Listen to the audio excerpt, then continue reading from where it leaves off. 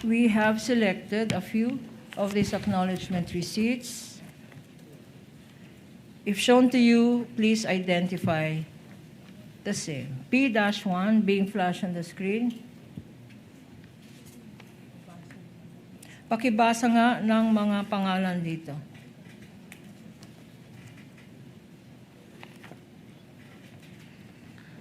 Acknowledgement receipt. This is to acknowledge receipt of the amount of 130,000 pesos for the purchase of information received by name Beverly Claire Pampano, date September 9, 2023. This is P-1-8-2051 in the name of Pampano. P-1-8-2107. Quezon naman ito. Quezon. Please read. Acknowledgement. Cheese. In English, cheese. Matthew N. Queso, 7-15-23. Magkano to, Madam Witness? 250,000 po at na-receive ni Matthew N. Queso noong July 15, 2023. Ginamit for payment of supplies. Opo. Susunod, Nova Santos, 50,000 pesos, P-1-8-2147. Payment for the purchase of supplies. At another one, P-1-8-2195 sa isang Sala Kasim, 8/11/2023 for 180,000 pesos. Itong payment of supplies na pinakita natin, ito ba ay allowable expense ng confidential funds? Yes po, under 4.8.4 of the joint circular po. Purchase of supplies? Is this compliant with the joint circular? Yun po, yung sa purchase of supplies, based on the acknowledgement receipt po na ito, hindi ko ma-ascertain na talagang pinambili siya ng supplies, kaya humingi po ako ng additional documentation. So, sa nilagay sa acknowledgement receipt, purchase of supplies, hindi naman in-explain saan binili yung supply. Wala po. Ito lang pong acknowledgement receipt ang sinabit Saan sa akin. ginamit yung supply? Wala din. Nakalagay lang po dito na for confidential operations. Okay. Lahat ng sinabi, no? At yung mga sinasabi ditong payment of supplies pa, kagaya nitong, okay, P-1-8-1933, Renan Piatos, purchase of information naman to. P-1-8-2258, kay Xiaomi, 8, 100,000 pesos, purchase of supplies. Another one, P-1-18, 2092, flash on the screen, sa isang J. Camote. 200,000, payment of purchase of supplies. 8/11/2023. At itong mangga, gumawa ataw ng fruit salad ito. May kamote, may mangga, may keso. P-1-8-2262, Miggy Mango, for 50,000 pesos. Ano ang masasabi mo dito, Madam Witness? Yung mga acknowledgement receipts po na purchase of supplies and purchase of supplies, hiningan ko po ng additional documentation to ascertain po na ipinambili po talaga ito ng supplies. We will finish this. Kokoy Villamin, P-1-18, 2064, 50,000 pesos.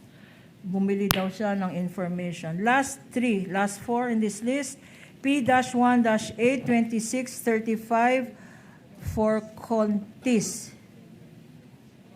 Connor Adrian, 9/20/2023, for 50,000. Reward payment, P-18-2178, Hanilet Camille C, 8/3/2023, 350,000 pesos. P-1-18, 2665, Christine Applegate Estrada, 50,000 pesos. for reward payment. And last but not the least, P-1-18-2010, isang Denise Tanya Escudero. August 25, 2023, bumili ng information itong Escudero for 120,000 pesos. Madam Witness, may Queso, may Escudero, may Hanilet, may Estrada. Anong observation mo dito sa mga selected ARs na pinakita sa iyo? Yung sa mga payment of rewards po, hindi po siya supported ng documents evidencing success.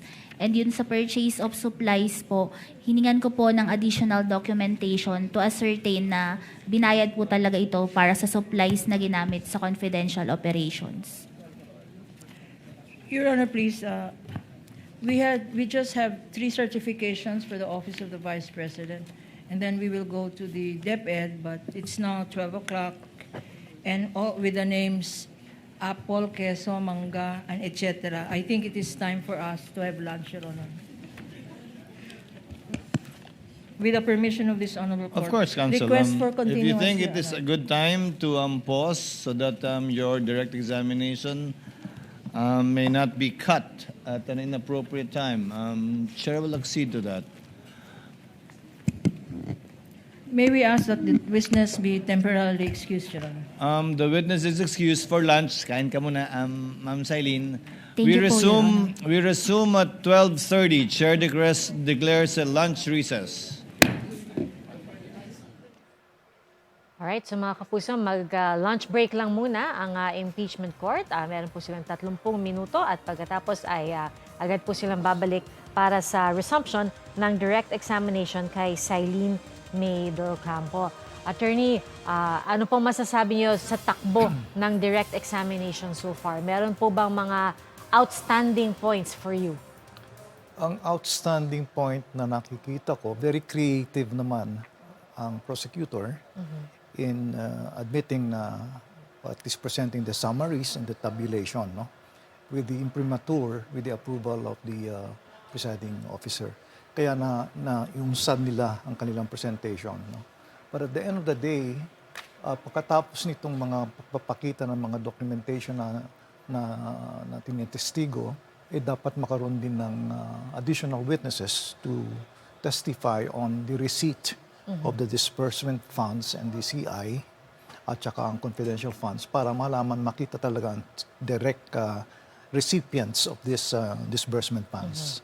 Pero kung wala po sa listahan ng original na list of witnesses na isinumite, okay lang po ba magpasok pa rin ng karagdagang testigo? Kasi natatandaan ko po, pati si Senator Judge Ping Lacson, nagre-request din po siya ng additional expert witnesses para magpaliwanag kung paano nga ba dapat ginagamit ang confidential funds. Hindi naman kailangan ng expert witnesses. Yun lang may alam sa proseso. For example, yung number 27 witness ng prosecution, nakalagay dito, alleged recipients of OVP and DepEd confidential funds, dapat i-present yun. Kung meron silang mapipresenta. Para magkaroon ng patunay na talagang tinanggap nila ang confidential funds. Hindi naman kailangan lahat-lahat Dapat lang mga representative samples of those witnesses that who can say na, taka muna, ako raw si Maria, ang daming pangalan no? Na nakakatuwa, no? Pampano and everything. Dapat mapapakita ko sino mga recipients, kung sino man. At makikita naman yan sa ebidensya.